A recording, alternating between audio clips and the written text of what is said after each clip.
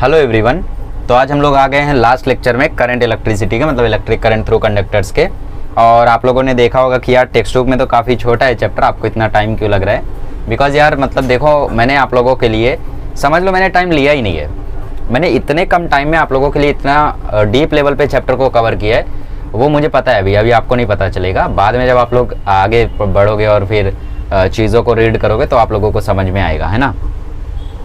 सो चौथा लेक्चर है ये करंट इलेक्ट्रिसिटी का, और आज हम लोग डिस्कस करने वाले हैं इलेक्ट्रिकल एनर्जी एंड पावर, और फिर लास्ट में डिस्कस करेंगे सेल्स। मतलब ये छोटा सा टॉपिक है, 20 मिनट ये चलेगा, फिर 40 मिनट तक हम लोगों का सेल चलेगा, ठीक है। सेल में इलेक्ट्रोकेमिकल सेल से हम लोग समझेंगे ईएमएफ क्या होता है, इंटरनल रेजिस्टेंस क्या होता है, बहुत सारी चीज़ें होती है, ठीक है। तो सबको हम लोग अच्छे से समझेंगे।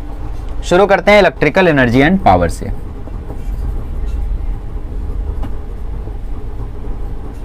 इसके लिए आपको थोड़ा सा ग्रेविटेशन में जाना पड़ेगा, और ग्रेविटेशन से एक कंसेप्ट आपको याद करना पड़ेगा, जो कंसेप्ट मैंने आप लोगों को बताया था ग्रेविटेशन में। क्या वो मैं ही था जिसने बोला था कि वर्क डन जो होता है वो होता है change in potential energy? Work done जो होता है वो होता है चेंज इन पोटेंशियल एनर्जी। क्या वो मैं ही था महान इंसान जिसने ऐसा बोला था? हाँ, शायद आप ही थे। क्यों? क्योंकि अच्छा, इसको आप लोग वहाँ वर्क पावर एनर्जी से भी रिलेट कर सकते हो, वहाँ पे भी मैंने ये चीज़ बताई थी, दो जगह बताई थी। तो जो पोटेंशियल एनर्जी में चेंज आता है ना, वही वर्क डन होता है फिजिक्स की दुनिया में। और जो पोटेंशियल एनर्जी होती है वो चीज़ तो डिफाइंड है नहीं, तो पोटेंशियल एनर्जी का क्या डिफाइंड है? Change. Final minus initial defined है, बट इनिशियल वैल्यू क्या थी, फाइनल वैल्यू क्या थी, वो चीज़ डिफाइंड नहीं है। अच्छा, तो समझते हैं इसको थोड़ा अच्छे से। देखो, जैसे मेरे पास यहाँ पे एक बॉल है, बॉल नीचे आ रहा है, बॉल नीचे आ रहा है फोर्स mg से, और हाइट कवर की उसने h, तो वर्क डन होता है फोर्स इंटू डिस्प्लेसमेंट। डिस्प्लेसमेंट कितना हुआ? h का। फोर्स क्या लग रही थी? mg। वर्क कौन करता है? फोर्स वर्क करती है बबुआ, हम वर्क नहीं करते। भूल गए पूरा कंसेप्ट? रिवाइज करो थोड़ा, ठीक है। ऐसे बैठे रहोगे तो धीरे धीरे सब उतर जाएगा दिमाग से। वर्क कौन करता है? फोर्स करती है, हम वर्क नहीं करते। तो फोर्स लग रही है mg, डिस्प्लेसमेंट हुई है h, तो वर्क डन कितना आया? mgh। क्या इसकी पोटेंशियल एनर्जी हाइट h पर mgh होगी? जब ये हाइट h पर था तो क्या इसकी पोटेंशियल एनर्जी mgh होगी? तो जब ये h हाइट ऊपर था तो इसकी पोटेंशियल एनर्जी थी mgh। अब जब ये नीचे आ गया तो हम उसको बेस लेवल मान लेते, ये अगर बेस लेवल है तो ये हो गया 0, मतलब चेंज इन पोटेंशियल एनर्जी कितना आया? mgh। क्या यही चीज़ वर्क डन के इक्वल है? यस, इक्वल तो है। तो ये आप राम कहानी क्यों सुना रहे हो? ऐसे ही शौक चढ़ाए, ठीक है। एक्चुअल में मैं यहाँ पे आप लोगों को बताने वाला हूँ एनर्जी के बारे में और पावर के बारे में। पावर क्या होता है? पावर होता है rate of energy supplied per unit time. What is power? Power is the rate of transfer of energy, rate of transfer of energy, ये होता है पावर। मतलब पावर क्या होता है? पावर होता है delta U by D T, D you by D T. D you क्या है? यहाँ पे एनर्जी है, डी टी क्या है? यहाँ पे very very very very small time, ठीक है। यू, डी यू को मैं क्या लिख सकता हूँ? वर्क डन लिख सकता हूँ। अच्छा, वर्क डन कितना होता है इलेक्ट्रिक के केस में? क्यू वी होता है, क्यू वी होता है ना वर्क डन, ठीक है। क्यू को मैं लिख देता हूँ I into delta T into V, चलेगा। क्यू को आई टी होता है ना, क्यू आई टी होता है, तो आई टी इंटू वी लिख देता हूँ। बट यहाँ पे चेंज किसका छोटा है? करंट का चेंज, करंट तो कांस्टेंट है। वी का चेंज, वी तो कांस्टेंट है। चेंज किस में आया फिर? टी में, तो मतलब टी में यहाँ पे स्मॉल चेंज आया है, तो इसको मैं ऐसा लिख देता हूँ I D T into V. तो वर्क डन होता है क्यू इंटू वी, क्यू की जगह मैंने लिखा आई डी टी और बगल में वी, तो डी यू की जगह मैं लिख सकता हूँ D W by D T. D you क्या होता है? वर्क डन ही तो होता है। और डी डब्ल्यू की वैल्यू मुझे क्या मिली है? डी डब्ल्यू की वैल्यू मुझे मिली है I D T V upon D T. D T से D T cancel, so P is equal to आ गया वी आई। सो याद रखो, पावर का फॉर्मूला होता है potential difference into current, potential difference into current, मतलब P इज इक्वल टू होता है वी आई। अब मैं V की वैल्यू डाल दूं आई आर, तो P का फॉर्मूला हो जाएगा आई स्क्वायर आर। V का वैल्यू क्या होता है? I R. उस आई आर को अगर मैं लिख दूं तो P का फॉर्मूला हो जाएगा आई स्क्वायर आर, और I का फॉर्मूला होता है V बाय आर, तो P का फॉर्मूला हो जाएगा V स्क्वायर बाय आर। कभी भी आप लोगों को अगर रेजिस्टेंस ना दिया हो, सिर्फ पावर दिया हो, और मतलब रेजिस्टेंस ना दिया हो, करंट और पोटेंशियल डिफरेंस दिया हो, तो ये वाले दोनों में से कोई फार्मूला यूज़ करो। करंट ना दिया हो तो ये यूज़ करो, करंट दिया हो तो पहला वाला यूज़ करो, ज़्यादा चिन्ह दिए है ना, बट पोटेंशियल डिफरेंस ना देकर रेजिस्टेंस दिया तो ये यूज़ करो। याद कौन सा करोगे, ये वाला P is equals to VI, बात खत्म। तो ये तो हमने बात कर ली पावर की, पावर का फॉर्मूला होता है VI। अब इसके ऊपर एक क्वेश्चन है, कहाँ है भाई, दिखाओ मुझे भी।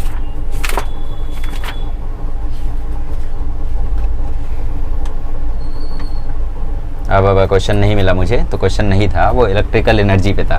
ठीक है, इलेक्ट्रिकल एनर्जी पर वो क्वेश्चन था, तो वो क्वेश्चन मैं आप लोगों को इसके बाद बताता हूँ। तो power is equals to VI, P is equals to I square R, P is equals to V square by R। ये क्लियर हो गया ना पावर का फॉर्मूला तीनों। चलो कैसे आया, W is equals to QE से। W होता है चेंज इन पोटेंशियल एनर्जी, तो हमने यहाँ पे DU रखा था, DW रख दिया, उसकी वैल्यू डाली, आंसर निकाल लिया। आगे बढ़ते हैं। चलिए, सो हम लोगों ने तीन फॉर्मूले देख लिए, P is equals to VI, P is equals to I square R, P is equals to V square by R और P is equals to DU by DT। So इसका मतलब जो एनर्जी होती है, क्या वो पावर इनटू टाइम होती है, या फिर यूं कहूं कि जो चेंज इन पोटेंशियल एनर्जी होती है वो PdT होती है। इंटीग्रेट मार दूं तो U is equals to P into T हो जाएगा। यस, तो मतलब जो इलेक्ट्रिकल एनर्जी होती है उसका फॉर्मूला होता है पावर, इसको किलोवाट में रखते हैं, in kilowatt into time in are. ये होता है इलेक्ट्रिकल एनर्जी कंज्यूम्ड का फॉर्मूला।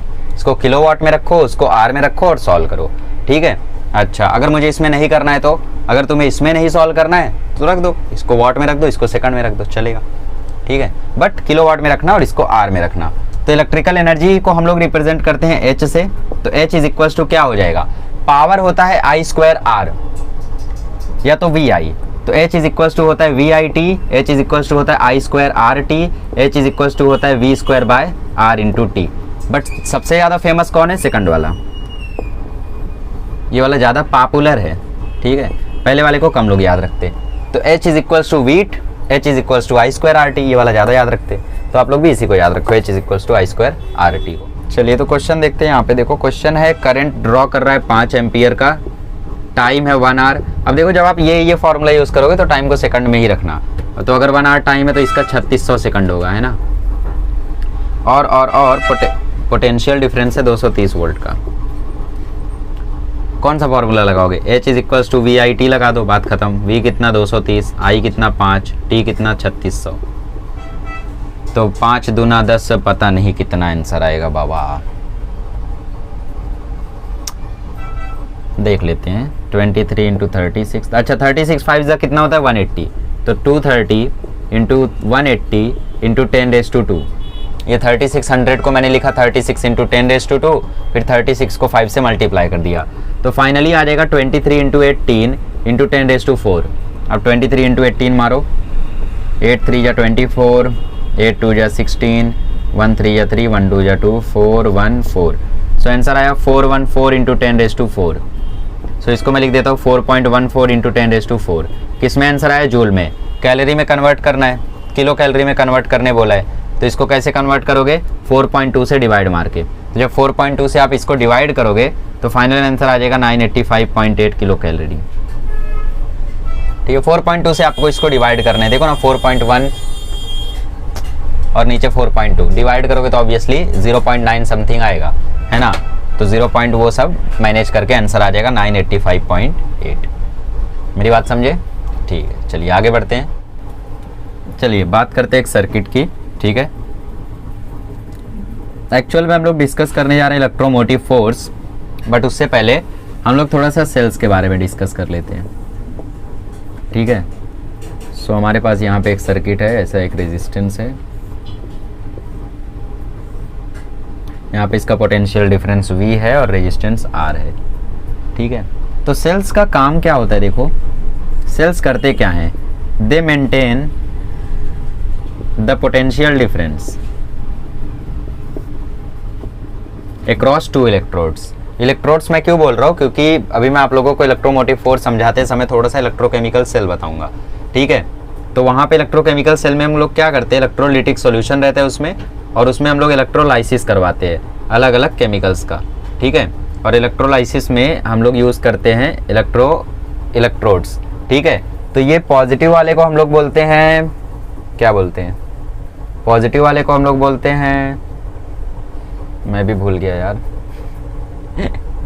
ठीक है, कैटायन मतलब पॉजिटिव और एनायन मतलब नेगेटिव। तो पॉजिटिव वाले को हम लोग बोलते हैं एनोड और नेगेटिव वाले को हम लोग बोलते हैं कैथोड। तो इन दोनों के बीच में जो पोटेंशियल डिफरेंस होता है उसको मेंटेन करने का काम कौन करता है? सेल्स। तो they maintain the potential difference across two electrodes. क्या ये चार्ज प्रोड्यूस करते हैं? नहीं, they do not produce charge. Cells में थोड़ी ना चार्ज होता है कि भाई सेल में लो चार्ज रखा हुआ है, जाओ लगाओ और चार्ज घुमाओ। ये चार्ज नहीं प्रोड्यूस करते। दे do not produce charge but they produce energy, electrical energy. अपनी तरफ से एनर्जी देते हैं चार्जेस को, जिसके कारण चार्जेस फिर मूव करने लगते हैं। जैसे आप लोगों को मैं बोलूँ टेबल फैन ऑन करो, तो टेबल फैन आपने ऑन किया तो हुआ क्या? करंट गया वहां से, उसको हटाओ, बैटरी वाला लाओ। ठीक है, बैटरी वाला, सपोज आपके पास कोई छोटा सा फैन है, उसमें आपने बैटरी डाली, ऑन किया, चलने लगा। बैटरी नहीं डाली तो नहीं चल रहा था, क्योंकि जब बैटरी नहीं थी तो वहाँ पे एनर्जी नहीं प्रोड्यूस हो रही थी। बट जैसे ही आप लोगों ने बैटरी डाला वहाँ पे एनर्जी प्रोड्यूस हुई, और एनर्जी प्रोड्यूस होते ही चार्जेस वहाँ पे मूव करने लगे और फैन चल पड़ा। ठीक है, तो बैटरी में चार्ज नहीं होता, वो चार्ज नहीं प्रोड्यूस करते, वो बस एनर्जी देते हैं जिसके कारण चार्ज अपना मोशन करते हैं। ठीक है, तो ये सेल्स के काम होते हैं। अब हम लोग बात करते हैं कैथोड और एनोड में जो इंटरनल रेजिस्टेंस नाम की चीज आती है और जो इलेक्ट्रोमोटिव फोर्स होता है वो क्या होता है। इन सभी चीजों को हम लोग डिस्कस करते हैं। चलिए, तो हमें डिस्कस करना है इलेक्ट्रोमोटिव फोर्स। अब ये कौन सी फोर्स है? एक्चुअल में ये फोर्स नहीं है, पोटेंशियल डिफरेंस ही है, और इसका यूनिट भी वोल्ट ही होता है, और इसको रिप्रेजेंट करते हैं ई से। एंड इंटरनल रेजिस्टेंस, अब दोनों क्या चीजें हैं देखो, बहुत ही क्लियर समझ में आ जाएंगी आप लोगों को। इलेक्ट्रोमोटिव फोर्स को कुछ टीचर्स ऐसे भी बताते हैं कि electromotive force is nothing but the total potential. ठीक है, टोटल पोटेंशियल है ये, इंटरनल रेजिस्टेंस को लेके जो आता है। मतलब V is equal to I R होता है ना, तो ये नॉर्मल पोटेंशियल डिफरेंस है। But V is equal to I R plus R लिख दूं, मतलब मैं इंटरनल रेजिस्टेंस के कारण भी जो चेंज आ रहा है उसको भी ले लूं, तो उसको हम EMF बोलते हैं। बट ऐसा नहीं है, देखो ध्यान से। सपोज हमारे पास यहाँ पे एक सेल है, और इस सेल में हमने लगा रखा है कैथोड और एनोड। ये है कैथोड और ये है एनोड। एनोड मतलब पॉजिटिव। कैसे पता चला? देखो, कैटायन कैसा होता है? पॉजिटिव, तो कैथोड होता है नेगेटिव ठीक है, और ये है कैथोड नेगेटिव। इसको हमने जोड़ दिया सर्किट से। ठीक है, दिल पे मत लो ज़्यादा। और यहाँ पे ढेर सारा इलेक्ट्रोलिटिक सॉल्यूशन। तो एक्चुअल में ये इलेक्ट्रोकेमिस्ट्री का पार्ट है जो आप अगले साल पढ़ोगे, टेंशन मत लो। फिजिकल केमिस्ट्री में 5वां चैप्टर है, IMP चैप्टर है। सबसे पहले हम लोगों के क्लासेस में वही पढ़ाया गया था, और दुख इस बात का है कि बोर्ड में उसी का क्वेश्चन नहीं हुआ। हाँ ठीक है, तो अब आगे बढ़ते हैं और इसको करते हैं। सो ये हम लोगों का एक इलेक्ट्रोकेमिकल सेल है। इलेक्ट्रोकेमिकल सेल, तो ये है आप लोगों का एक इलेक्ट्रोकेमिकल सेल जो कि केमिकल एनर्जी को इलेक्ट्रिकल एनर्जी में कन्वर्ट करता है। तो देखो इसमें होता क्या है, जैसे ही आप लोग इसको कनेक्ट करोगे तो जो इलेक्ट्रॉन्स होंगे वो यहाँ से निकलेंगे, और यहाँ से चलते हुए ये इलेक्ट्रॉन्स यहाँ से चलते हुए यहाँ पे आएंगे और इस पॉजिटिव में जाएंगे। पॉजिटिव में जाने के बाद रिपल्शन स्टार्ट होगा, वो फिर से इसी साइड आएंगे, अट्रैक्शन स्टार्ट होगा। बट क्योंकि उनके पास एनर्जी है तो इलेक्ट्रॉन्स फिर इस इलेक्ट्रोलाइटिक सॉल्यूशन में आएंगे, और इस सॉल्यूशन में घूमते घूमते यहाँ पे जाएंगे। बात करें इसमें रिएक्शन कौन सा होता है, तो इस इलेक्ट्रोकेमिकल सेल में रिएक्शन होता है रेडॉक्स रिएक्शन, जानते हो आप लोग। ठीक है, तो इलेक्ट्रॉन कैसा हुआ? नेगेटिव से निकला। नेगेटिव से निकलने के बाद ऐसा मूव करता करता यहाँ पे आया, वो ठीक है। बट उसके बाद इलेक्ट्रोलिटिक सॉल्यूशन में कूदा, और कूदने के बाद यहाँ पे भी उसने कुछ ना कुछ पाथ को कवर किया, और पाथ को कवर करके दोबारा वो कैथोड पे गया। तो भाई जो रेजिस्टेंस इस सर्किट में है वो तो ठीक है, इस सर्किट और इलेक्ट्रोड को मिला के जो रेजिस्टेंस है वो तो ठीक है। बट एक रेजिस्टेंस यहाँ पे ये भी आई, देखो इस इलेक्ट्रोलिटिक सॉल्यूशन में भी एक रेजिस्टेंस आई जो कि इलेक्ट्रॉन को रुकावट दे रही थी, है ना। इस इलेक्ट्रोलिटिक सॉल्यूशन के कारण भी क्या आई? एक रेजिस्टेंस आई। इलेक्ट्रॉन फ्लो करना चाहेगा और ये रेजिस्टेंस उसको रोकेगा। भाई पानी में आप तैरना चाहो, तैर पाओगे इतना आसानी से? नहीं। पानी के बहाव के खिलाफ तैर के दिखाओ, ले जाएगा आपको पानी। ठीक है, तो वैसे यहाँ पे इलेक्ट्रोलिटिक सॉल्यूशन है, तो इलेक्ट्रॉन उसके खिलाफ जाना चाहता है, तो यहाँ पे उसको भी एक आएगा रेजिस्टेंस, और इसी रेजिस्टेंस को हम बोलते हैं इंटरनल रेजिस्टेंस। इंटरनल रेजिस्टेंस जो कि बैटरी में होता है। ठीक है, और बाकी जो यहाँ पे नॉर्मल रेजिस्टेंस है वो तो है ही। तो जो इक्विवेलेंट रेजिस्टेंस है वो क्या हो जाएगा? वो हो जाएगा R plus small r। Internal resistance को रिप्रेजेंट करते हैं स्मॉल r से। ठीक है, तो नेट रेजिस्टेंस क्या हो जाएगा? R plus R। ईएमएफ क्या होता है? EMF is not a force, it is potential difference, और इसका यूनिट होता है volt. It is the potential difference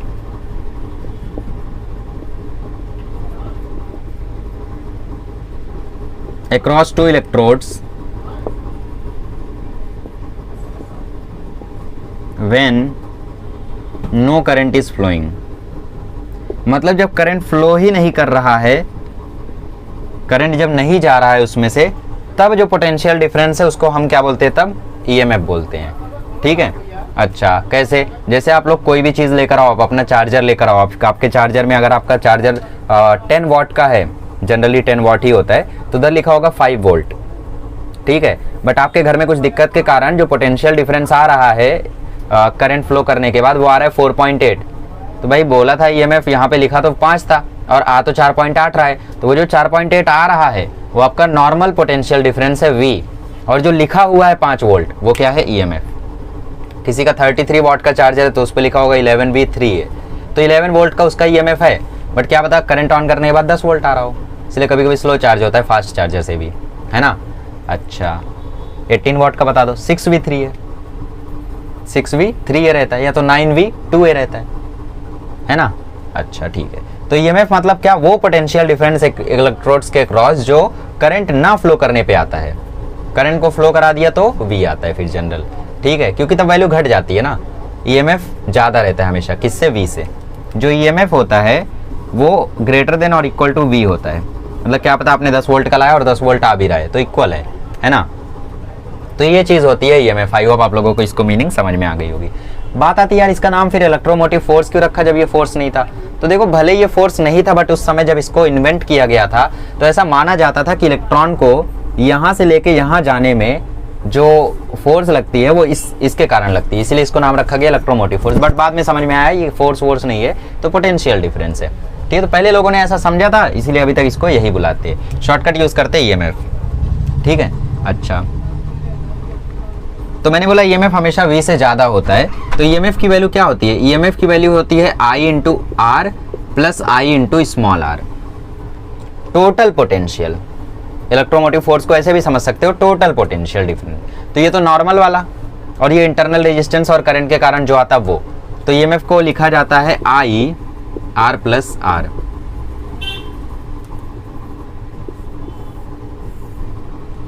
अच्छा, मुझे यहां से बताओ V का फॉर्मूला क्या होगा? फिर V का फॉर्मूला होगा E माइनस आई आर। क्यों भाई, क्यों? क्योंकि ये जो आप लोगों को कैपिटल आई आर दिख रहा है ये तो V है ना, तो V का फॉर्मूला क्या होगा? EMF minus I into R. ठीक है, तो ये हो गया आपका पोटेंशियल डिफरेंस का फॉर्मूला। और कुछ है?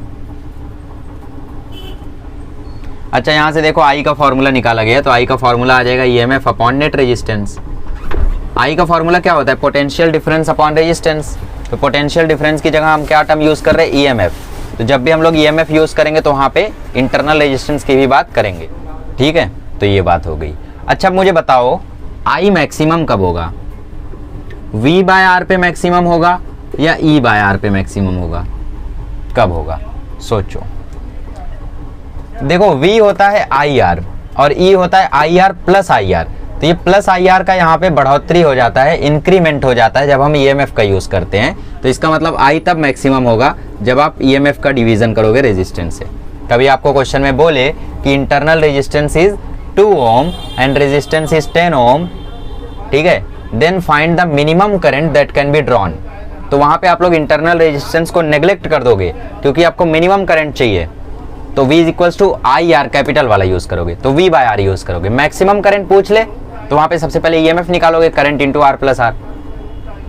नहीं, EMF निकालने के लिए IR प्लस IR है ना, ये यूज करोगे। वही है, मतलब I मैक्स निकालने के लिए आप EMF का यूज करोगे और I मिनिमम निकालने के लिए V बाय R यूज करोगे। समझ रहे होगे आप लोग। खैर, मैंने क्वेश्चन थोड़ा सा अलग बना दिया था, उसमें I आपको मालूम रहना चाहिए तो ही सॉल्व होगा, बट ठीक है, कंसेप्ट समझा ना। चलो, तो इलेक्ट्रोमोटिव फोर्स और इंटरनल रेजिस्टेंस की मीनिंग आपको समझ में आ गई होगी। इंटरनल रेजिस्टेंस मतलब जो इस सॉल्यूशन के कारण इलेक्ट्रॉन के पाथ में रुकावट आती है वो। इलेक्ट्रोमोटिव फोर्स मतलब वो पोटेंशियल डिफरेंस जो करंट ना फ्लो करने पे रहता है, या फिर ऐसे भी बोल सकते हो टोटल पोटेंशियल डिफरेंस। ठीक है, टोटल, और मतलब जो पूरा है, इंटरनल रेजिस्टेंस के कारण भी और रेजिस्टेंस के कारण भी, जो दोनों को मिला के जो पोटेंशियल डिफरेंस आता है वो EMF है। Internal resistance plus normal resistance को लेके, ठीक है। चलिए क्वेश्चंस देखते हैं अब इसके ऊपर 2-3। और ये भी ध्यान रखना आप लोग कि ईएमएफ हम लोग कब मेजर करते हैं, ओपन सर्किट में। चाहिए तो यहाँ पे लिख लो ब्रैकेट करके ओपन सर्किट में, और क्लोज्ड सर्किट बोल दे क्योंकि ऐसा क्वेश्चन है आपकी टेक्स्ट बुक में। क्लोज्ड सर्किट बोल दे तो वहां पे हम टर्मिनल वोल्टेज लेते हैं। टर्मिनल वोल्टेज मतलब क्या, V, ठीक है। चलिए क्वेश्चन नंबर 3 देखिए अपनी टेक्स्ट बुक का। उसमें बोला है ईएमएफ है 12 वोल्ट और रेजिस्टेंस, इंटरनल रेजिस्टेंस है 3 ओम। रजिस्टर को कनेक्टेड है और सर्किट में जो करंट फ्लो कर रहा है वो कर रहा है 0.5 एम्पियर। आपसे क्वेश्चन में पूछ रहा है कैपिटल आर क्या होगा, मतलब बड़ा रेजिस्टेंस, रजिस्टर का जो रेजिस्टेंस है वो कितना होगा और टर्मिनल वोल्टेज कितना होगा जब बैटरी क्लोज्ड है। मतलब आपसे वो V पूछ रहा है और कैपिटल आर पूछ रहा है, तो कैपिटल आर निकाल लेते हैं, V is equals to I R कर देंगे, बात खत्म। कैसे आएगा, हम जानते हैं I इज इक्वल्स टू होता है E by R plus R, अभी तो बताया था, तो ऐसे याद कर लो E is equals to I R plus R. E कितना है भाई 12, I कितना है 0.5, R कितना है पता नहीं, छोटा r कितना है 3, तो 12/0.5 is equals to R plus 3। ऊपर नीचे 10 से मल्टीप्लाई करो, so 120/5 is equals to R plus 3। 120/5 होता है 24, so 24 is equals to R plus 3, तो R आ जाएगा आपका 21 ओम, ठीक है। अच्छा V पूछा है तो V इज इक्वल्स टू हमेशा यूज करोगे IR, 0.5 इंटू 21 कितना आएगा यार, 11.5, 10.5 सॉरी। I कितना है 0.5, R कितना है 21।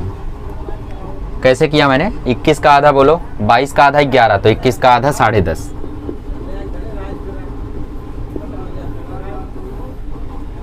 आ गया समझ, कुछ भारी नहीं था यार इसमें, सिंपल चीज़ थी, ठीक है।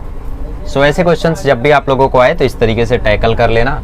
अभी मैं देखता हूँ अगर ऐसे क्वेश्चंस मुझे मिलते हैं नीट के PYQ में तो मैं कराता हूँ, जेई में तो ऐसे नहीं दिखते यार, ठीक है, इतने ज़्यादा चिंदी नहीं बनाते वो। चलिए आगे बढ़ते हैं। चलिए तो ये क्वेश्चन था जेई मेंस 2019 में आ गया था, तो यार ये पावर से रिलेटेड क्वेश्चन है। अभी हम पावर वाले PYQ कर लेते हैं और फिर इसके बाद EMF वाले PYQ करके कॉम्बिनेशन ऑफ सेल देख के चैप्टर को ओवर करेंगे, ठीक है। 10 मिनट अभी PYQ चलेगा, सो बोर्ड वाले नाराज ना हो, जा सकते हैं आगे जा सकते हैं 10 मिनट। तुम बोलोगे तभी थोड़ी जाऊंगा, मैं तो जा ही रहा हूँ। तो यार देखो ऐसा कौन सा पावर का फॉर्मूला है जिसमें V और R आते हैं, क्योंकि यहाँ पे I की चर्चा नहीं की गई है। So P is equals to V²/R, है ना।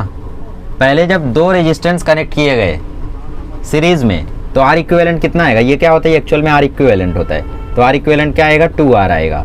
तो इसका मतलब पहले जो पावर आया वो आया V²/2R के कारण, और वो कितना आया 60 वाट। तो 60 वाट इक्वल टू V²/2R। तो यहाँ से देखो V²/R की वैल्यू क्या आ गई 120, V²/R की वैल्यू आ गई 120। क्यों निकाला मैंने इसको बाद में बताता हूँ, ठीक है, चलिए बाद में बताओ। So power is equal to, फिर से लिखते हैं V²/R। अब ये इक्विवेलेंट कब का है, जब पैरेलल में कनेक्टेड है, फॉर पैरेलल। पैरेलल में कनेक्टेड है तो क्या आएगा 1/R1 प्लस 1/R2, मतलब इसमें आएगा V², समझ रहे हो ना यार, आप तो जानते हो कि जब पैरेलल में हो और दो रेजिस्टेंस हो तो फॉर्मूला हो जाता है R1R2 upon R1 plus R2। अब यहाँ पे देखो सारे R सेम है तो नीचे हो जाएगा R² और उसके नीचे आएगा 2R, तो ये सब कुछ ऊपर चला जाएगा, है ना, ये 2R ऊपर चला जाएगा, तो V²R अपॉन R² रह जाएगा। ये 2R ऊपर गया, सो बगल में 2 भी है, 2R ऊपर गया और नीचे रह गया R²। ये R से ये R कैंसिल हो गया और हमें पावर चाहिए, तो पावर इज इक्वल टू मुझे मिला 2V²/R। अब V²/R की वैल्यू मैंने पता कर रखी है 120, तो इस चीज़ को यहाँ पे डाल दो, 2 × 120 कितना आ गया 240 वाट। तो यहाँ पे ऑप्शन ए करेक्ट हो जाएगा। तो यहाँ पे कोई भारी क्वेश्चन नहीं था, सिंपल क्वेश्चन था, थोड़ा सा बस आप लोगों को लॉजिक लगाना था और कुछ भी नहीं। लॉजिक कैसा लगाना था कि यार पैरेलल में कनेक्टेड है तो यहाँ पे सिंपली सॉल्व कर लेंगे। गलती क्या होती है यहाँ पे आपसे कि आप लोग यहाँ पे R लिखते सिर्फ, जबकि बात कर रहा है वो दो रेजिस्टेंस की जो सीरीज में है, तो 2R आएगा पहले और फिर बाद में क्या आएगा R² अपॉन 2R आएगा, ठीक है। चलिए सो आगे बढ़ते हैं और क्वेश्चंस देखते हैं। चलिए सो अब हम लोग इन तीनों क्वेश्चंस को सॉल्व करते हैं। तीनों के तीनों नीट के PYQs हैं। ठीक है, उससे पहले कंसेप्ट सीख लो।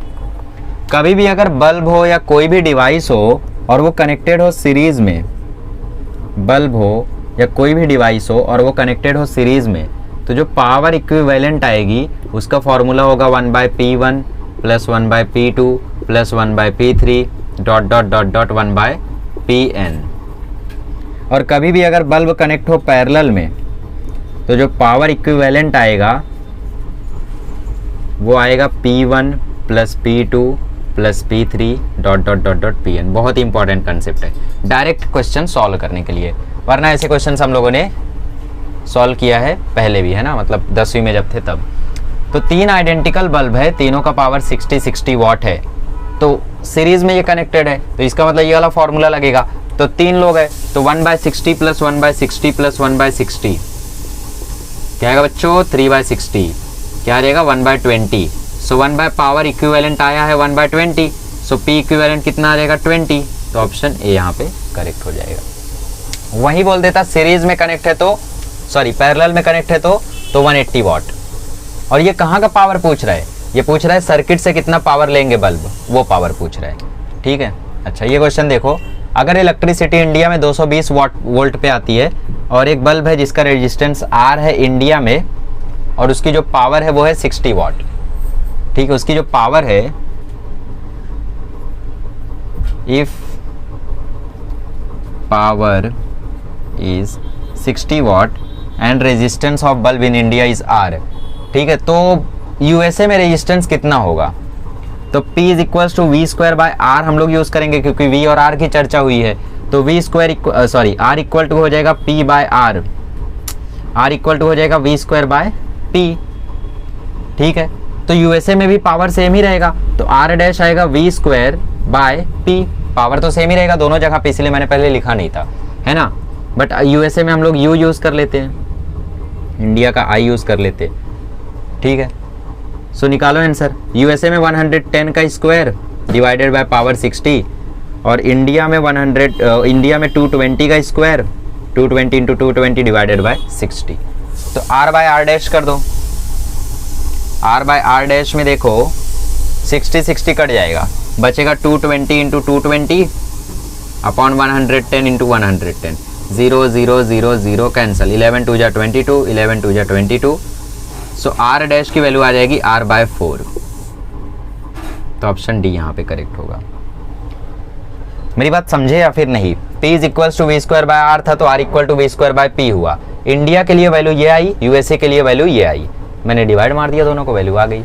अब यहाँ पे क्या यूज कर लोगे, ये तो सिंपल चीज है, H is equals to I square R T use करोगे, T आपको दिया है, I आपको दिया है, H आपको दिया है, पता कर लो, R 2 आएगा वैसे। चलिए तो यहाँ पे 3 नीट के क्वेश्चन है, सॉरी 2 नीट के क्वेश्चन है 2012 2007 और ये एक जेई का क्वेश्चन है 2002 का, ठीक है। इनको सोचो या कोशिश करो कि कैसे सॉल्व करेंगे, ठीक है, ट्राई करो, देखो होना चाहिए।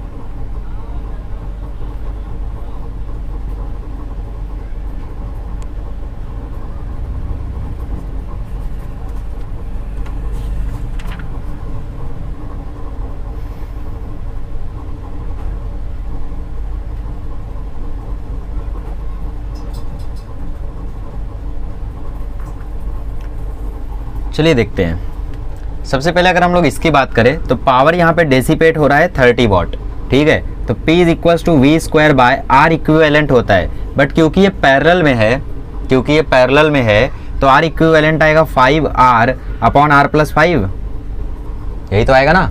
पावर कितना डेसिपेट हो रहा है 30 watt, so 30 is equals to V square मतलब 10 का स्क्वायर 100, R प्लस 5 ऊपर चला गया और नीचे रह गया 5R, एक जीरो से एक जीरो खत्म कर दो, इस 5R को यहाँ पे मल्टीप्लाई कर दो, सो 15R equal to 10R plus 5 50, 10R को यहाँ भेजो तो ये हो गया 5R equal to 50, so R equals to आ गया 10 ओम, सो ऑप्शन सी यहाँ पे करेक्ट है।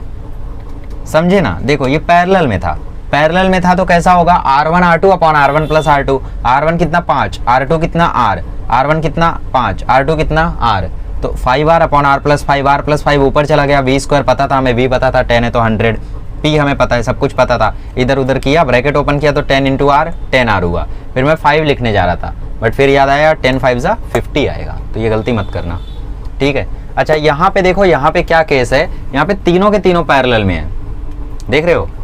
यहाँ से सपोज करंट फ्लो करना चालू किया तो यहाँ पे जाके डिवाइड होगा, पूरा का पूरा करंट तो यहीं से जाएगा, फिर उसके बाद यहाँ से डिवाइड होगा दो पार्ट में, यहाँ पे जाएगा यहाँ पे जाएगा, मतलब ये तो फिक्स है कि ये दोनों पैरेलल में है। अच्छा 4 ओम के साथ वो दोनों सीरीज में है या पैरेलल में है, पहले ये पता करना जरूरी है। देखो यहाँ से करंट जा रहा है I और वही करंट यहाँ पे डिवाइड हो रहा है I1 I2 में, है ना। I1 यहाँ से जा रहा है, I2 वहाँ से जा रहा है, फिर दोनों यहाँ पे आके जुड़ रहे, फिर से यहीं पे आ रहे। मतलब ये जो I1 I2 है, I1 I2 जो है वो जुड़ के तो यहाँ से जा रहा है, अलग अलग होके तो यहाँ से जा रहा है, बट लास्ट में जुड़ के तो यहीं पे आ रहा है 4 ओम के पास ही।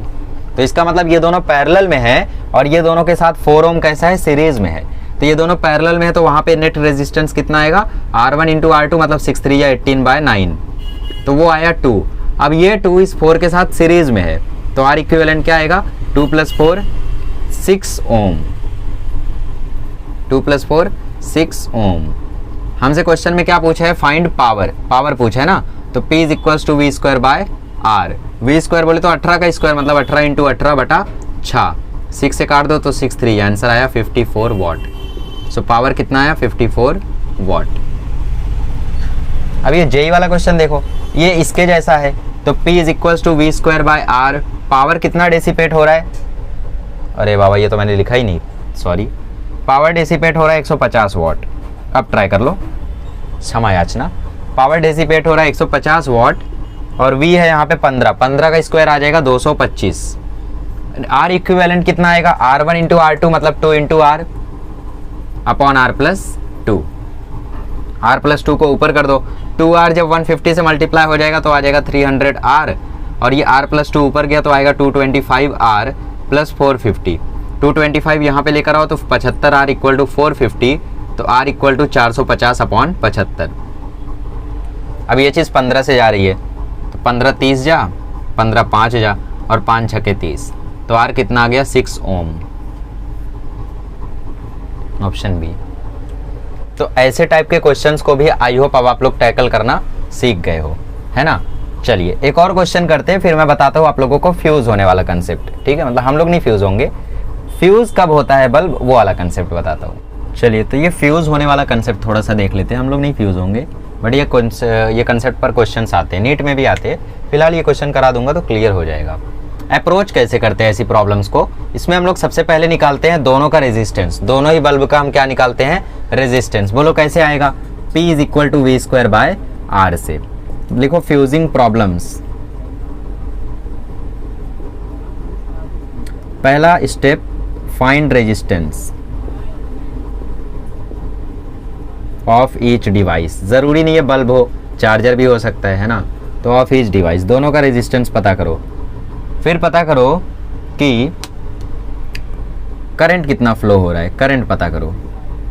करंट कैसे पता करोगे, I = V/R, V/R नहीं, एक मिनट, हाँ V/R आप नहीं यूज़ कर सकते क्योंकि इसको कनेक्ट किया गया 440 वोल्ट के सप्लाई से, ठीक है।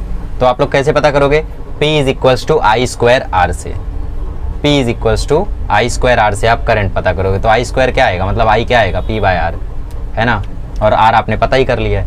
और थर्ड स्टेप फिर क्या है, थर्ड स्टेप है पता करो फाइंड V फॉर बोथ, दोनों के लिए V पता करो और कंक्लूजन निकाल लो।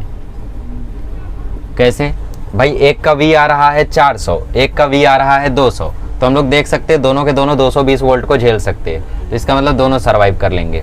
बट सपोज सॉरी 400 आ रहा था ना एक का, इसका 400 आ रहा है, इसका 200 आ रहा है, तो ये 400 सर्वाइव नहीं कर सकता, तो ये फ्यूज़ हो जाएगा। ये 200 सर्वाइव कर सकता है तो वो फ्यूज़ नहीं होगा। तो पहले रेजिस्टेंस पता करते हैं, इसका पावर कितना है 25, V² बोले तो 220 का स्क्वायर और नीचे R, तो R आ जाएगा 220 × 220/25। 5 से काटो 5 बचे, 5 44 जब 5 चके, अब है तो है, इसको रहने देते हैं। तो R = आ गया 44 × 44। उसके लिए रेजिस्टेंस पता करो, तो उसके लिए रेजिस्टेंस आएगा V², सॉरी रेजिस्टेंस आता है V²/P ना, तो 220 का स्क्वायर अपॉन में P कितना है 100, 0 0 0 0 कैंसिल, 22 22 या 484, इसको 22 × 22 ही रहने दो। अब ये कैसे हैं, इन लोग सीरीज़ में हैं, तो तो आर इक्विवेलेंट क्या आएगा, R1 प्लस R2, मतलब 44 इंटू 44 में आप जोड़ दो 22 इंटू 22।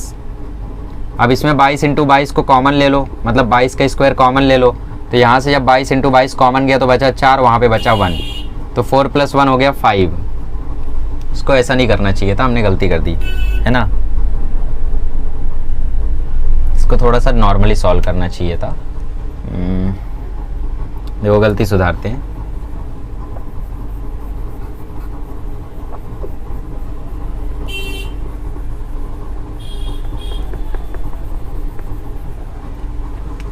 देखो R इक्वल टू यहाँ पे आ गया 220 का स्क्वायर अपॉन 25, बस यहीं पे रुक जाओ। उसका R आएगा 220 का स्क्वायर अपॉन 100, क्योंकि ये सीरीज में है तो R इक्विवेलेंट आएगा R1 प्लस R2, तो 220 का स्क्वायर प्लस 25 प्लस 220 का स्क्वायर अपॉन 100। 220 का स्क्वायर ले लिया कॉमन, तो अंदर बचा 1/25 प्लस 1/100, तो अंदर आ जाएगा 220 का स्क्वायर और अंदर आ जाएगा 125 अपॉन 100 इंटू 25 कितना होता है 2500, है ना। और इसको काटोगे तो 125 20 जा कट जाएगा, सो 220 का स्क्वायर अपॉन 20 ओम आ गया रेजिस्टेंस। ये आ गया इक्विवेलेंट रेजिस्टेंस उस सर्किट का। तो अभी सर्किट कितने का है, 440 वोल्ट का है, ठीक है। तो करंट कितना फ्लो होगा, I is equal to V/R लगा सकते हो, बट ये वाला V लेना, ठीक है, ये वाला V। क्यों, क्योंकि अभी उनको 440 वोल्ट में कनेक्ट किया गया है, तो I कितना फ्लो होगा। अच्छा, हमने R इक्विवेलेंट क्यों निकाला, ताकि हम I निकाल सके। हम I क्यों निकाल रहे हैं, ताकि हम P is equal to I square R से वो कर सके, है ना, मतलब ताकि हम V is equal to IR से V निकाल सके दोनों के लिए अलग अलग ना। इसका कोई शॉर्टकट मेथड भी हो सकता है, जैसे कि देखो आप लोग ही सोचो, ये तो मैंने मतलब खुद से सोचा है। अब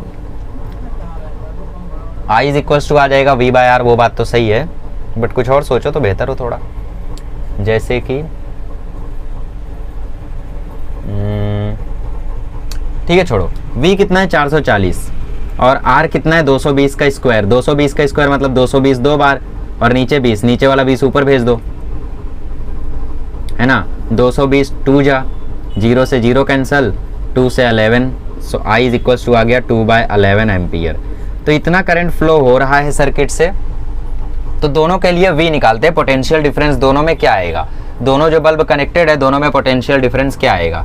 V फॉर 25 वॉट वो आएगा I इंटू R। उसका रेजिस्टेंस कितना है, उसका रेजिस्टेंस है 220 का स्क्वायर अपॉन 25। 220 का स्क्वायर मतलब 220 इंटू 220 अपॉन 25। अब देखो 5 से काटे थे तो अपन 44 आया था, इधर भी 44 आया था। 11 से काट दो, 11 4 जा, तो 2 4 जा 8 और 44 8 जा कितना आता है, 44 8 जा कुछ 300 प्लस आएगा, ठीक है। ये हो गया V फॉर 25, मतलब 25 वोल्ट वाला फ्यूज हो जाएगा। क्यों फ्यूज हो जाएगा, क्योंकि यहाँ पे ये झेल सकता है बस 220 और वैल्यू आ रही है 300 प्लस, तो इसका मतलब 25 वाट वाला तो फ्यूज होना है। अच्छा 100 वाट वाला देखते हैं, इसके लिए आएगा I इंटू R। इसका R कितना था 220 का स्क्वायर अपॉन 100, है ना। 0 0 0 0 कैंसल, 11 2 जा 22, तो 2 2 जा 4 इंटू 22, आंसर आया 88। तो इसका सिर्फ आ रहा है 88 वोल्ट और ये झेल सकता है 220 वोल्ट, तो इसका मतलब ये फ्यूज नहीं होगा और ये वाला फ्यूज हो जाएगा। तो कौन फ्यूज हुआ, 25 वाट वाला। समझ भी सकते यार, नहीं समझ सकते, है ना। जरूरी नहीं है ऐसा कि पावर ज़्यादा हो तो फ्यूज ना ही हो, क्योंकि ये अक्सर देखा गया कि पावर ज़्यादा रहते तो भी फ्यूज हो जाता है, उस पर डिपेंड नहीं करता है वो। देखो क्वेश्चन क्या था, इलेक्ट्रिक बल्ब है, 2 इलेक्ट्रिक बल्ब है, उसका डेटा दिया था, तो हम लोगों ने डेटा से पहले रेजिस्टेंस निकाला, दोनों का अपना अपना, बल्ब का निकाला, उसका भी निकाला, ठीक है। दोनों का रेजिस्टेंस निकालने के बाद हमने इक्विवेलेंट रेजिस्टेंस निकाला, ताकि हम सर्किट में कितना करंट फ्लो हो रहा है वो निकाल सके। अब कुछ लोग बोल रहे हैं P is equal to VI से क्या मैं नहीं निकाल सकता था। भाई आप V ये वाला यूज करते फिर, और ये वाले V की बात नहीं हो रही है, V को चेंज कर दिया गया है, 440 में लगा दिया गया है। तो I निकालने के लिए आप ये नया वाला वोल्टेज यूज करोगे। I निकाला आपने और फिर I निकालने के बाद दोनों का IR चेक कर लिया, जिसका IR ज़्यादा था 220 से वो फ्यूज कर गया, ठीक है। तो ऐसे क्वेश्चंस की थोड़ी सी प्रैक्टिस कर लेना। आगे बढ़ते हैं, चलिए। तो ये क्वेश्चन देखिए, थोड़ा सा लास्ट लेक्चर से रिलेटेड है। क्वेश्चन में बोला है constant voltage is applied at 2 ends of a metallic wire, if length is halved and radius is doubled, then find the rate of heat will be. Rate of heat का मतलब क्या होता है, H। Rate of heat का मतलब होता है power. So power का फॉर्मूला क्या होता है, V² बाय R। तो यहाँ पे हमें R का चेंज निकालना है। जो नया पावर आएगा उसका फॉर्मूला क्या होगा, V square by R dash. अच्छा आर क्या होता है, रो एल बाय ए क्या होगा, pi R square cross section का एरिया। आर डैश कितना आएगा, रो इंटू एल बाय 2 और पाई इंटू 2r का square. R by R dash कर दो थोड़ा, आर बाय आर डैश करोगे तो rho into L upon pi R square divided by rho into L by 2 divided by 4 pi R का square. So answer आ जाएगा rho L into 4 pi R square divided by pi R square into rho into L by 2। काटो, पाई R square rho रो लो मतलब L L, ठीक है। सो are by R dash क्या आ गया, are by R dash आ गया 8, ये 2 ऊपर चला गया, 4 से मल्टीप्लाई हो गया, 8 बाय 1 आ गया। अच्छा पी बाय पी डैश करो, पी बाय पी डैश क्या आ जाएगा, वी स्क्वायर बाय आर और नीचे V square by R dash, V square cancel, ये आ जाएगा R dash by R. So P by P dash आ गया आर डैश बाय आर। यहाँ से देखो आर डैश बाय आर की वैल्यू क्या आएगी, आर डैश बाय आर की वैल्यू आ जाएगी 1/8, मतलब इसकी वैल्यू है 1/8। So P is equals to P dash by 8। So P dash की वैल्यू क्या आ जाएगी, 8p। मेरी बात समझे, आर डैश बाय आर की वैल्यू हमने यहाँ से निकाली आर बाय आर डैश से, जो कि आई 1/8, उस 1/8 को यहाँ पे रखे, इस 8 को यहाँ मल्टीप्लाई किए। सो पी डैश जो था वो 8p आ गया, जो पी डैश था वो कितना आ गया, 8p आ गया, मतलब 8 गुना बढ़ जाएगा, इंक्रीज होगा, डिक्रीज नहीं होगा। तो इस कंसेप्ट को थोड़ा सा ध्यान में रखना। अब देखो जो ये क्वेश्चन है ना, इस क्वेश्चन से आपका एक और कंसेप्ट निकलेगा, और वो कंसेप्ट सीधा पूछा था जेईई मेंस 2019 में। अगर कभी भी इंटरनल रेजिस्टेंस और बड़ा रेजिस्टेंस दोनों आ जाते हैं तो पावर जो होती है वो कब मैक्सिमम होती है, तो याद रखो पावर तभी मैक्सिमम होती है जब बड़ा रेजिस्टेंस इंटरनल रेजिस्टेंस के इक्वल आ जाए तब। इसको एकदम नोट करके लिख लो, बिकॉज ये जेईई मेंस 2019 में सीधा पूछ लिया था कि बड़े आर की किस वैल्यू के लिए पावर मैक्स होगा अगर इंटरनल रेजिस्टेंस स्मॉल आर है तो ऑब्वियस सी बात है R is equal to R. Internal resistance जब बड़े वाले रेजिस्टेंस के सेम हो जाएगा तो वहां पे पावर मैक्सिमम हो जाएगी, ठीक है। तो इसका मतलब इसका इंटरनल रेजिस्टेंस कितना है, 0.5 ओम, पूछ रहा है पावर मैक्स हो जाए, तो इसका मतलब कैपिटल आर की वैल्यू किसके इक्वल होनी पड़ेगी, 0.5 के। सॉल्व भी नहीं करना पड़ा, खत्म, ऐसे ही करते हैं, ठीक है। 2 बार आया, नीट में आया ये, 1992 में आया नीट में, और 2001 में आया नीट में, फिर 2019 में जेईई में आ गया। और जबकि नीट से आसान आया, देखो नीट में तो डेटा दिया था, सब लोग सॉल्व करने लगे थे, सॉल्व नहीं करते भाई, सीधा कंसेप्ट है कि पावर डेसिपेटेड तब मैक्सिमम होगा जब बड़ा आर छोटे आर के इक्वल आ जाए। छोटा आर है तो, छोटा आर नेग्लेक्ट कर रहे तो बात अलग है, जैसे अभी तक जो क्वेश्चन थे उसमें छोटा आर नेग्लेक्ट कर रहे थे ना, ठीक है। चलिए ये क्वेश्चन था, इसको नोट कर लो। अब आगे बढ़ते हैं और अब हम लोग कॉम्बिनेशन ऑफ सेल देखते हैं, यार काफ़ी देर से पीवाईक्यू कर रहे हैं। चलिए तो अब हम लोग डिस्कस करते हैं कॉम्बिनेशन ऑफ सेल्स।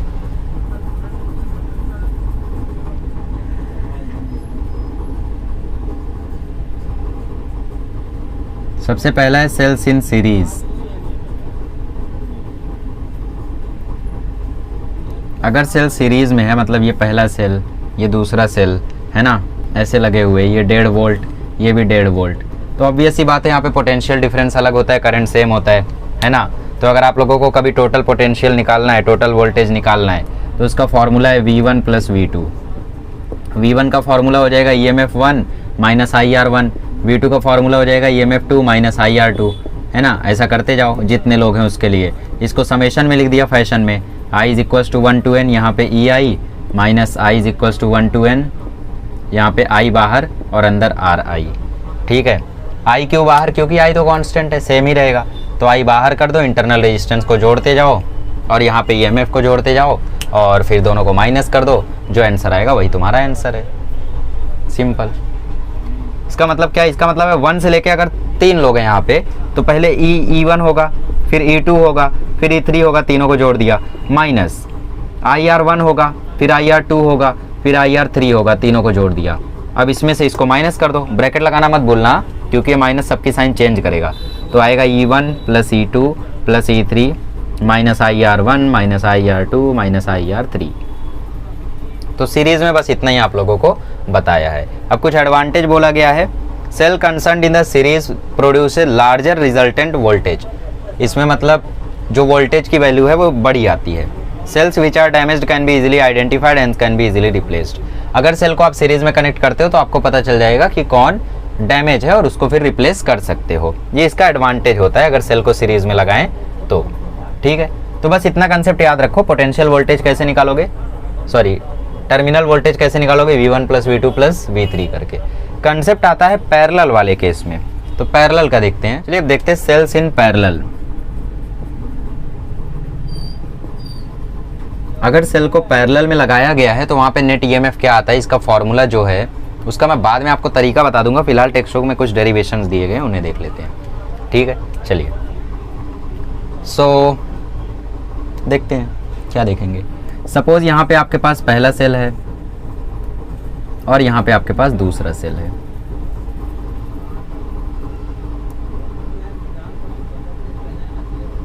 ठीक है, इसका ईएमएफ मान लेते हैं E1, इसका ईएमएफ मान लेते हैं E2। इसका इंटरनल रेजिस्टेंस यहाँ कहीं होगा, बना दो।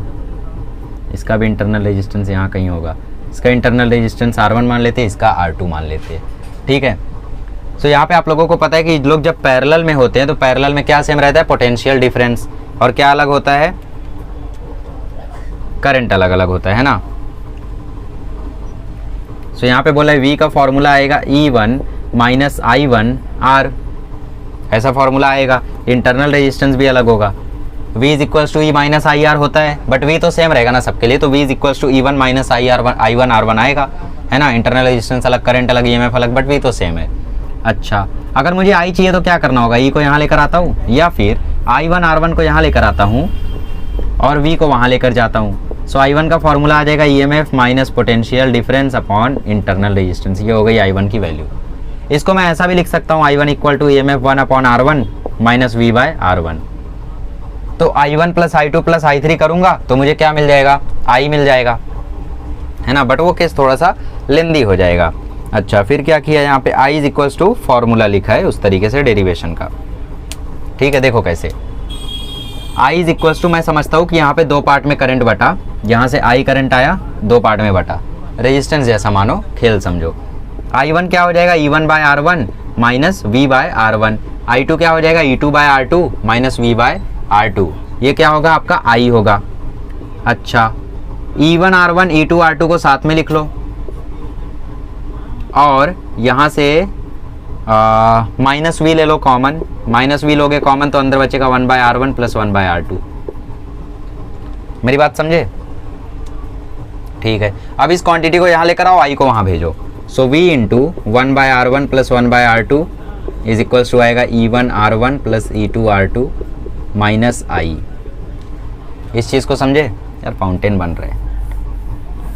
इसको यहाँ लेकर आओ, सो ये होगा V 1 by R1 plus 1 by R2 is equals to E1 by R1 plus E2 by R2 minus I। ठीक है, फिर से थोड़ा सा बना बट कोई बात नहीं। अब हमें क्या करना है, V का फॉर्मूला निकालना है। तो V का फॉर्मूला निकालने की कोशिश करते हैं। देखो V का फॉर्मूला कैसे आएगा, 1 by R1 plus 1 by R2 को हम लोग उस साइड भेज देते हैं, बट वो फिर सबके साथ चला जाएगा, है ना। देखो ट्राई करता हूँ मैं आप लोगों को बताने का और खुद को भी। सो V इज इक्वल्स टू आ जाएगा E1 बाय R1, ऊपर करता हूँ, V इज इक्वल्स टू आ जाएगा E1 बाय R1 के नीचे जाएगा, क्या जाएगा, 1 by R1 plus 1 by R2 की वैल्यू क्या आएगी, R1 plus R2 upon R1 R2 आएगी ना, R1 plus R2 upon R1 into R2 आएगी। सो E1 बाय R1, R1 के बगल में कौन रहेगा, R1 प्लस R2, और ये R1 R2 कहाँ चला जाएगा, ऊपर चला जाएगा। R1 R2 ऊपर चला गया और नीचे रह गया ये। अब नेक्स्ट वाले में भी यही होगा, प्लस E2, यहाँ पे क्या होगा, यहाँ पे भी यही होगा, R1 R2 और नीचे रहेगा R2 into R1 plus R2 minus I upon R1 R2 और यहाँ पे R1 प्लस, सॉरी ऊपर आएगा R1 R2 और नीचे आएगा R1 plus R2। R2 R2 काट दो, R1 R1 काट दो, सो ये E1 R2, क्या बात है, E1 R2, हाँ, और नीचे R1 प्लस R2 चलता रहा है, तो नीचे R1 प्लस R2 ले लो कॉमन और plus E2 R1 minus I R1 R2 आ गया। ठीक है, तो इस तरीके से इसका डेरिवेशन है वोल्टेज निकालने का। कुछ समझ नहीं आया, क्या कर क्या रहे हो, कुछ नहीं। कभी आप लोगों को अगर पोटेंशियल डिफरेंस निकालने बोल दे तो उसका फॉर्मूला निकालने की हम कोशिश कर रहे हैं। ठीक है, तो ये हो गया उसका फॉर्मूला वोल्टेज निकालने का। और अगर EMF इक्विवेलेंट निकालना है तो ईएमएफ निकालना है तो उसका सीधा सीधा फॉर्मूला है आपके पास, E equivalent is equal to E1R2 plus E2R1 upon R1 plus R2।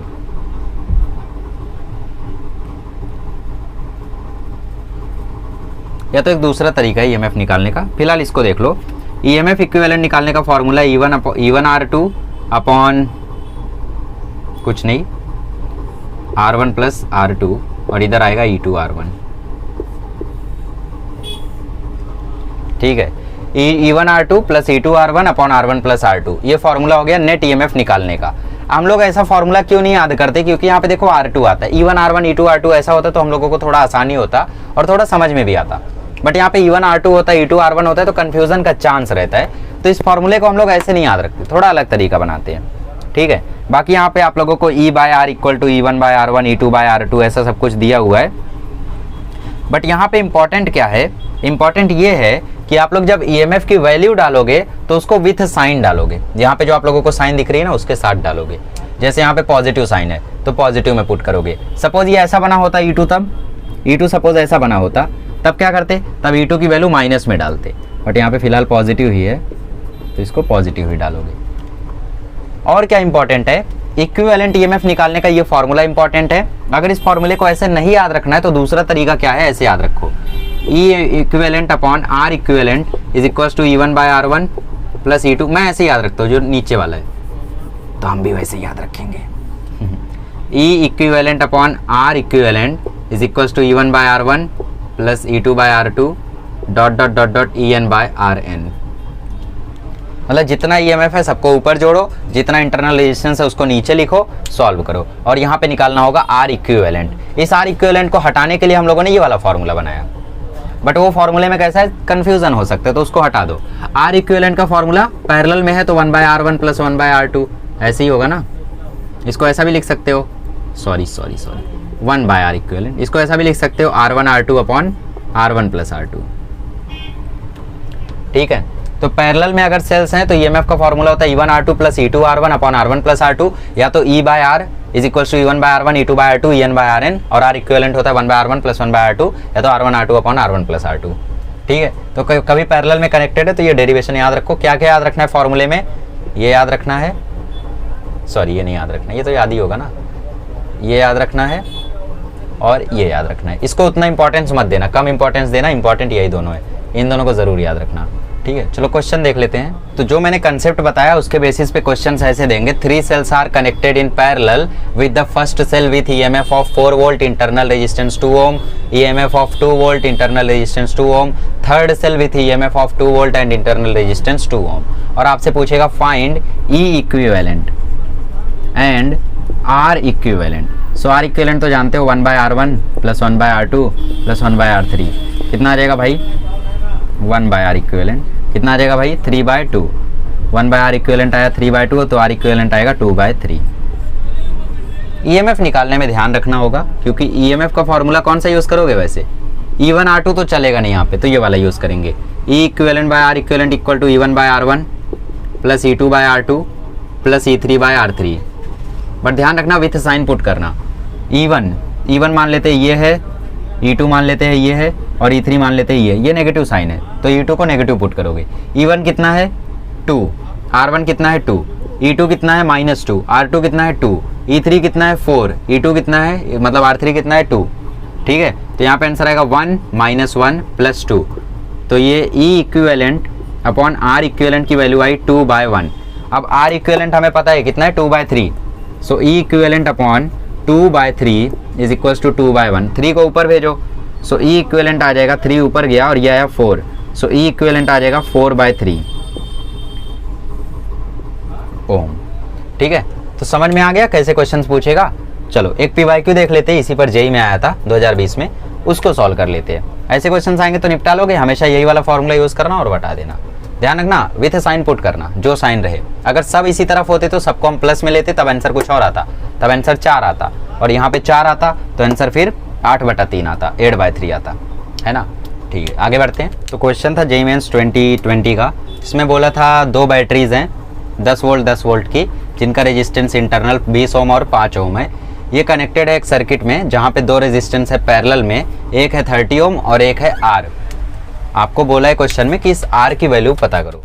तो डेटा में यहाँ पे बोला है कि जो वोल्टेज डिफरेंस है इस बैटरी के अक्रॉस वो 0 है, मतलब वहां पे ईएमएफ की वैल्यू क्या है, 0 है, E1 0 है। तो ये 10 वोल्ट क्या है, वो पोटेंशियल डिफरेंस है V, ठीक है। So E is equal to formula क्या होता है V। अच्छा वर्किंग देख लो, हमें क्या पता करना है, हमें पता करना है वो वहां बैठा हुआ R।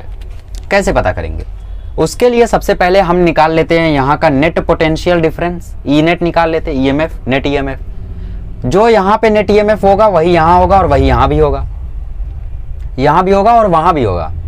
अब तो ठीक है, तो अगर हमें यहाँ पे नेट ईएमएफ मिल गया यहाँ पे, तो हमें R पता है, ईएमएफ पता है, I is equal to E by R लगा के क्या मैं I1 निकाल लूंगा, या फिर सिंपल सोचते I मैंने निकाल लिया। अब ये जो I है इसकी वैल्यू क्या है, I1 प्लस I2, इस I की वैल्यू क्या है, I1 प्लस I2। तो I1 मैं निकालूंगा कैसे, V बाय R। V कितना निकालेंगे यहाँ से, जो निकालेंगे वो, R मुझे पता है। फिर I1 प्लस I2 है तो V by R1 plus V by R2, वो भी फिर से मुझे पता रहेगा, वो R2 क्या है मेरा R, और I is equal to I1 plus I2 में मुझे I भी पता है। तो मुझे I पता है, V बाय R1 पता है, V बाय R में मुझे V सब पता है, बस R पता करना है। तो क्या मैं R को निकाल लूंगा, यस। तो हमें सबसे पहले क्या करना होगा, नेट ईएमएफ निकालना होगा। नेट ईएमएफ निकालने के लिए सबसे पहले हमें करंट पता करना होगा कितना फ्लो हो रहा है। उसी के लिए डेटा दिया आपको कि 20 ओम के जो अराउंड ईएमएफ है वो 0 है। So E is equal to होता है V माइनस IR1। E 0 है, V 10 है, I कितना है पता नहीं, R1 कितना है 20। सो 20 I इज इक्वल टू 10 आ गया, सो I का वैल्यू 1/2 आ गया, सो I का वैल्यू 0.5 आ गया। समझ रहे हो ना, 10/20 आएगा, 20 वहाँ जाएगा, 0 से 0 कटेगा, 0.5 ही आना है, ठीक है। E2 की बात करो, सो E2 कितना आएगा, E2 आएगा V माइनस IR2। V कितना है भाई 10 वोल्ट, I कितना फ्लो कर रहा है 0.5, अभी तो निकाला, और R2 कितना है 5, तो 10 माइनस 2.5 कितना आता है 7.5, मतलब E2 कितना है 7.5। अब ये सेल कैसा है, सीरीज में है, सीरीज में तो E नेट क्या आएगा, E नेट आएगा E1 प्लस E2, E1 कितना है 0, E2 कितना है 7.5, तो मतलब 7.5 वोल्ट का पोटेंशियल डिफरेंस है इक्विवेलेंट यहाँ पे। तो उतना ही यहाँ भी होगा और उतना ही यहाँ भी होगा, दोनों जगह पे भी उतना ही होगा। अब चाहिए तो अलग अलग स्टेप में करो, चाहे तो एक ही स्टेप में उड़ा दो।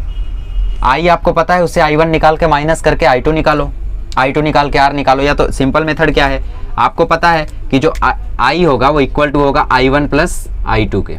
अब I आपको पता है कितना है 0.5, I1 क्या आएगा V बाय R1, I2 क्या आएगा V बाय R2, R2 क्या है आपका R है ना। V आपको पता चल गया है, देखो कितना है 7.5। V मतलब क्या, E नेट, इसको E बोल दो चाहिए तो E आपको पता है कितना है 7.5, R1 कितना है 30 प्लस E आपको फिर से पता है 7.5, R2 कितना है R। इसको सॉल्व करना पड़ेगा, सॉल्व करते हैं, देखते हैं यार। पॉइंट उड़ा दो, यहाँ से उड़ाया, यहाँ से भी उड़ाया, यहाँ से भी उड़ गया। पॉइंट नहीं उड़ाना है तो ऐसा समझ लो मैंने लेफ्ट हैंड राइट हैंड दोनों साइड में 10 से मल्टीप्लाई किया। So 5 is equal to 75/30 plus 75/R। 5 से काट दो 5 15 जा, 5 6 जा, फिर 3 से काट दो 3 5 जा, 3 2 जा। सो 5 इक्वल टू 5/2 प्लस 75/R आया। क्रॉस में मल्टीप्लाई करो, क्रॉस में मल्टीप्लाई करके आएगा 5 equal to 5R plus 150/2R, 5R plus 150/2R। 2R को 5 से मल्टीप्लाई करो, सो 10R equal to 5R plus 150। 5R यहाँ आके माइनस होगा तो बचेगा 5R equal to 150, so R की वैल्यू आ जाएगी 30 ohm. Yes, it was a hard question and lengthy calculation also, but yes concept clearing question था। अब आप लोगों को समझ में आ गया होगा। वहीं पैरेलल में होता तो पैरेलल का एक क्वेश्चन मैंने इसके पहले करा दिया था, ठीक है। इसी के साथ हमारा electric current through conductor chapter के साथ जो हमारा सफ़र था, फोटो ले लो, ये लिख लो, वो सफ़र हमारा अब खत्म होता है। अब अगले लेक्चर में मिलेंगे तो हम लोग शुरू करेंगे मैग्नेटिज्म। मैग्नेटिज्म एक बहुत ही छोटा चैप्टर है, 2 लेक्चर लगने चाहिए ज़्यादा से ज़्यादा, और क्योंकि ज़्यादा डेटा वेटा उसमें कुछ भी नहीं है यार। मेन मैग्नेटिज्म आपको अगले साल है, magnetic effect due to electric current, magnetic material, electromagnetic induction, 3 chapter है आपको मैग्नेटिज्म पे अगले साल। हाँ, मैग्नेटिज्म के बाद हम पढ़ेंगे इलेक्ट्रोमैग्नेटिक वेव और फिर सेमीकंडक्टर करके फिजिक्स भी हमारा खत्म, ठीक है। इसी के साथ सिलेबस धीरे धीरे खत्म करते रहेंगे। मिलते हैं अगले लेक्चर में, ठीक है। चलिए, थैंक यू सो मच।